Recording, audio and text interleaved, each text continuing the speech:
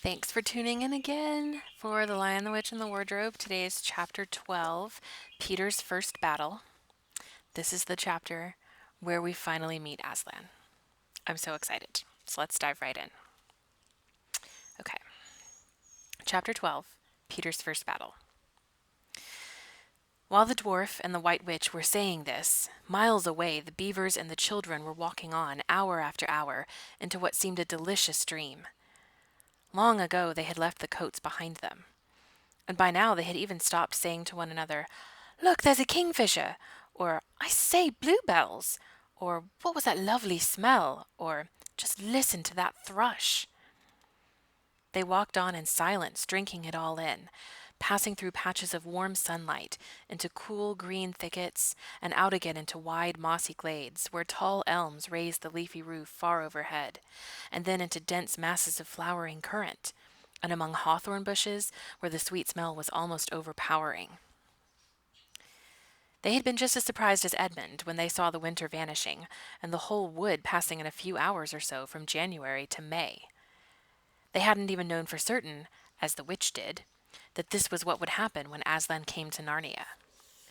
But they all knew that it was her spells which had produced the endless winter, and therefore they all knew when this magic spring began that something had gone wrong, and badly wrong, with the witch's schemes.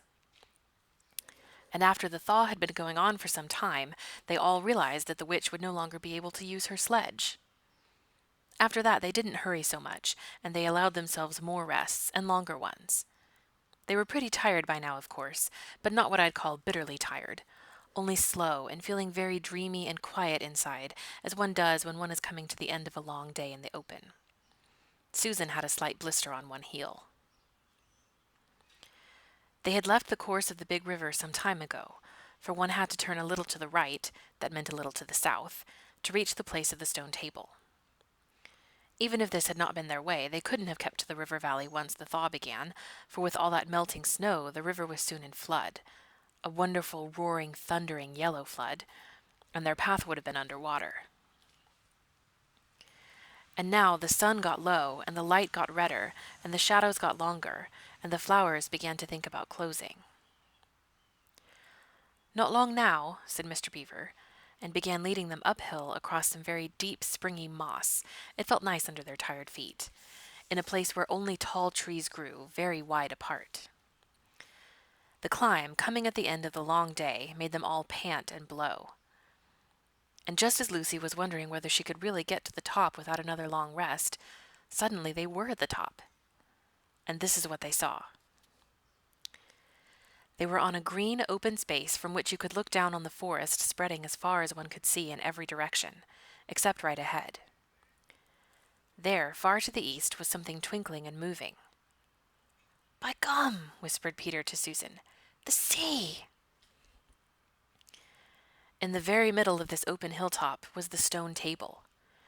It was a great grim slab of gray stone supported on 4 upright stones. It looked very old, and it was all cut over with strange lines and figures that might be the letters of an unknown language. They gave you a curious feeling when you looked at them. The next thing they saw was a pavilion pitched on one side of the open place. A wonderful pavilion it was, and especially now when the light of the setting sun fell upon it, with sides of what looked like yellow silk and cords of crimson and tent pegs of ivory, and high above it, on a pole, a banner which bore a red rampant lion fluttering in the breeze which was blowing in their faces from the far-off sea. While they were looking at this, they heard a sound of music on their right, and turning in that direction, they saw what they had come to see. Aslan stood in the center of a crowd of creatures who had grouped themselves round him in the shape of a half-moon. There were tree women there and well women, dryads and naiads, as they used to be called in our world, who had stringed instruments. It was they who had made the music. There were 4 great centaurs. The horse part of them was like huge English farm horses, and the man part was like stern but beautiful giants. There was also a unicorn, and a bull with the head of a man, and a pelican, and an eagle, and a great dog. And next to Aslan stood 2 leopards, of whom one carried his crown and the other his standard. But But as for Aslan himself, the beavers and the children didn't know what to do or say when they saw him. People who have not been in Narnia sometimes think that a thing cannot be good and terrible at the same time. If the children had ever thought so, they were cured of it now. For when they tried to look at Aslan's face, they just caught a glimpse of the golden mane and the great, royal, solemn, overwhelming eyes.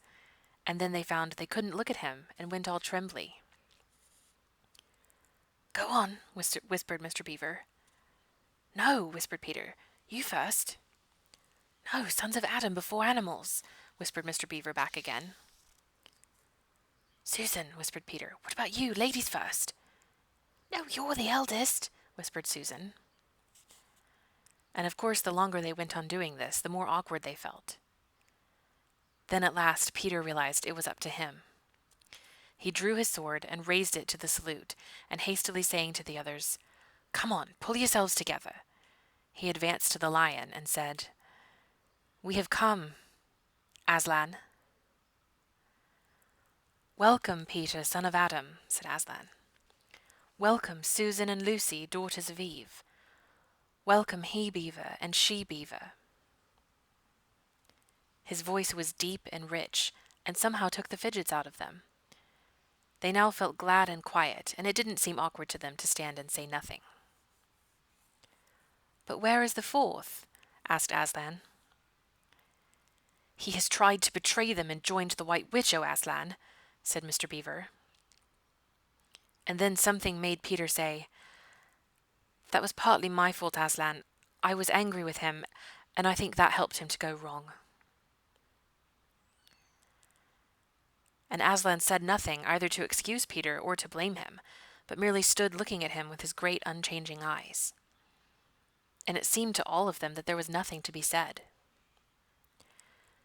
"Please, Aslan," said Lucy, "can anything be done to save Edmund?" "All shall be done," said Aslan, "but it may be harder than you think." And then he was silent again for some time. Up to that moment, Lucy had been thinking how royal and strong and peaceful his face looked. Now it suddenly came into her head that he looked sad as well. But next minute that expression was quite gone. The lion shook his mane and clapped his paws together. Terrible paws, thought Lucy, if he didn't know how to velvet them, and said, "Meanwhile let the feast be prepared. Ladies, take these daughters of Eve to the pavilion and minister to them."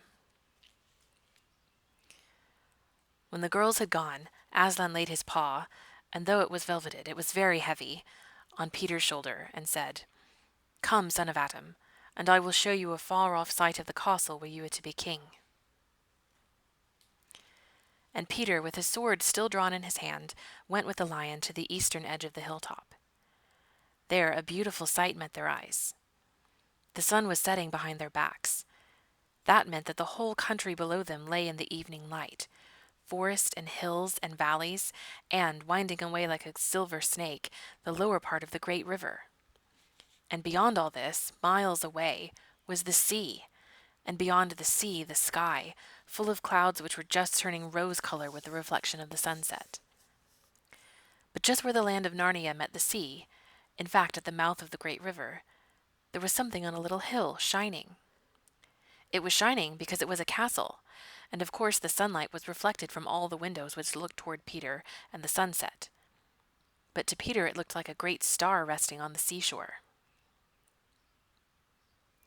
"That, O man," said Aslan, "is Caer Paravel of the 4 thrones, in one of which you must sit as High King. I show it to you because you were the firstborn, and you will be High King over all the rest." And once more Peter said nothing, for at that moment a strange noise woke the silence suddenly. It was like a bugle, but richer. "It is your sister's horn," said Aslan to Peter in a low voice, so low as to be almost a purr, if it is not disrespectful to think of a lion purring.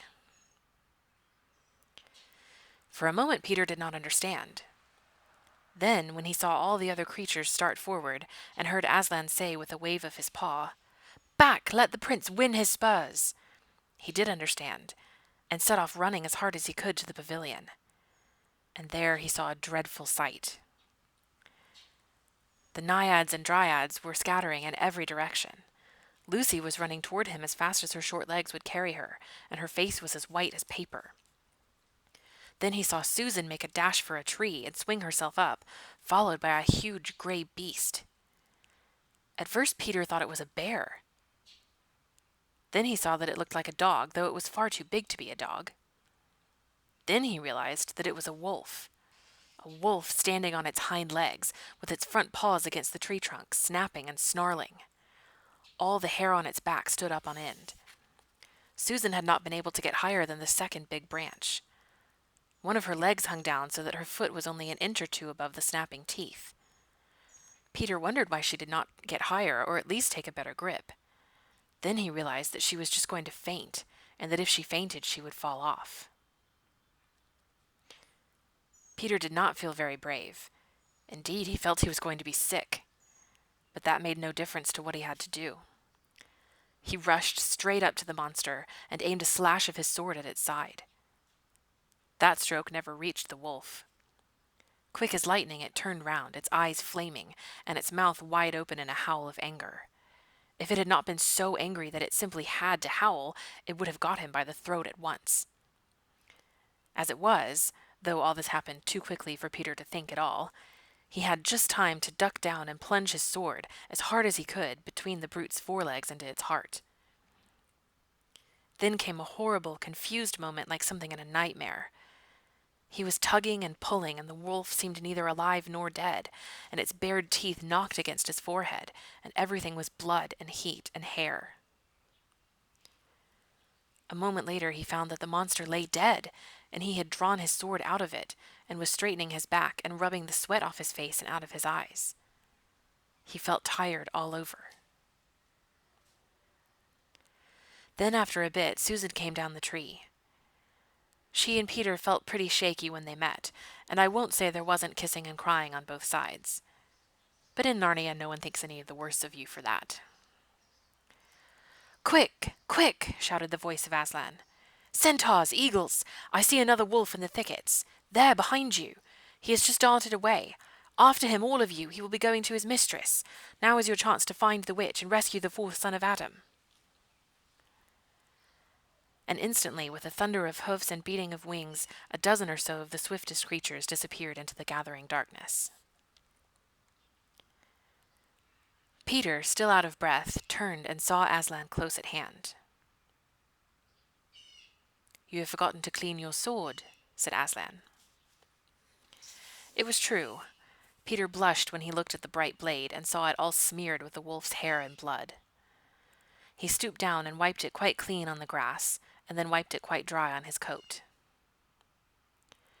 "Hand it to me and kneel, son of Adam," said Aslan.